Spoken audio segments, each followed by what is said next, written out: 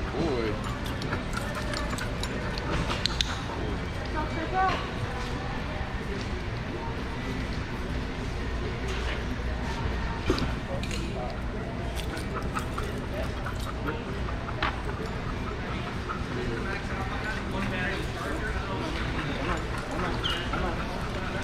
Of the last 20 seconds or whatever that was, a lot of shit happened quickly. I observed that there were two dogs in the area, and this dog right here is extraordinarily reactive when he sees another dog. Not with no ill intent, but just excitement. But the people that own that dog have a baby, and in order for me to get this dog prepared to go into an environment like this with a baby, I need to have a plan for them. All right, and I need to set this dog up in this situation to see what it takes for me to get this dog under control. So the thing about it is when people know they have reactive dogs, they tend to run away from the things that they are reactive to because they don't want to deal with it or they want to avoid it. There's going to be situations where we can't avoid these things. So we need to have an answer. We need to be prepared for that. And so for me, when I watch this video back, I see a couple of things. I see myself acknowledge that those two dogs are there, and I'm like, yes, an opportunity to work, not an opportunity to flee and to run away. As long as those two dogs are on a leash, I'm going to be able to utilize those dogs to help this kid grow, to understand and find out and learn what I need to do to keep his ass in check. Now, for this dog particularly, it'd be real hard for him to just be in a down right there. I like to keep the dog's brain moving. You see me do directional changes. And what else you'll see me do is give him the opportunity to see if he's actually going to go towards that little pug, in which that little pug dog, speaking of the devil, was actually obviously really engaging with him. Meanwhile, the owner's completely fucking oblivious. They just keep walking and just start dragging his ass on the harness. Absolutely no communication whatsoever.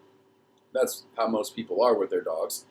And so, I mean, that's another thing I see. It's like nobody's looking for the opportunity to communicate to the dog, to see what you need to do to bring it down a couple of notches, or something to make it easier for the dog to continue to stay on you. Now, for me, if you watch the video back again, you're going to see me move directions, use my knee, give a random command, break him from it, keep him engaged with me. I posted a video previously to this, something along those lines.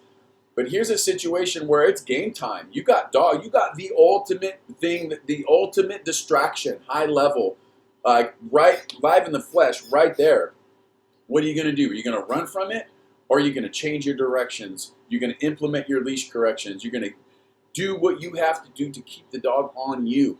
It's up to us to do that. These dogs, they run such a high RPM. When they're untrained and they're not used to this, it's going to take a long time for them to get to a space where it's a little more manageable, a little easier to ignore that sort of thing. It's like a 1-year-old lab. I mean, let's be real. Like even a 3-week board and train, I mean, you can't expect the dog to just shut off at that age and with that level of stimulant. I can never guarantee the dog to be this perfect angel in that situation, but I can always guarantee you a strategy, communication through the leash guidance, communication through directional changes, through body movements, things like that. Go back and watch that little segment again. Actually, I'll post it right here. You don't have to. Oh boy.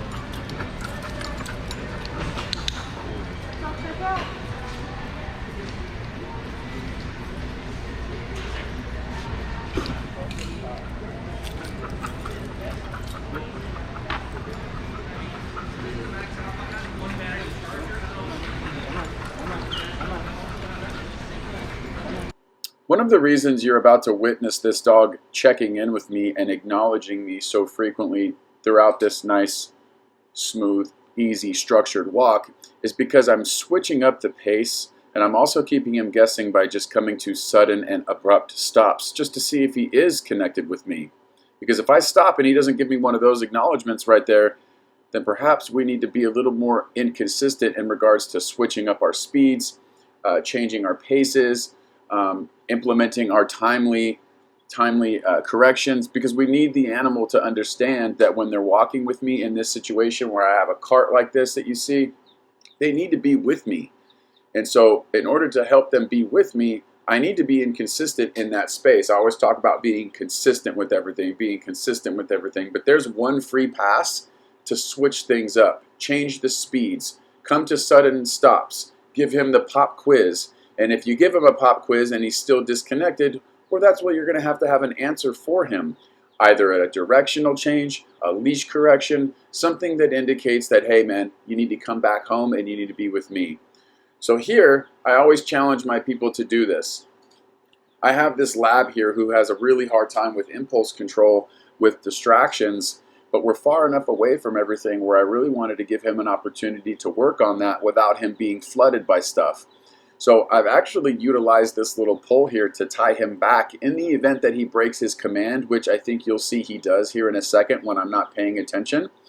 That's exactly why I tied him back, because I was going to do my best to, there it is. I was going to do my best to really have faith in him, but in the event that he gets distracted like he did, or his just impulses gave up on him like he did, I have a backup and he's not going to go wandering.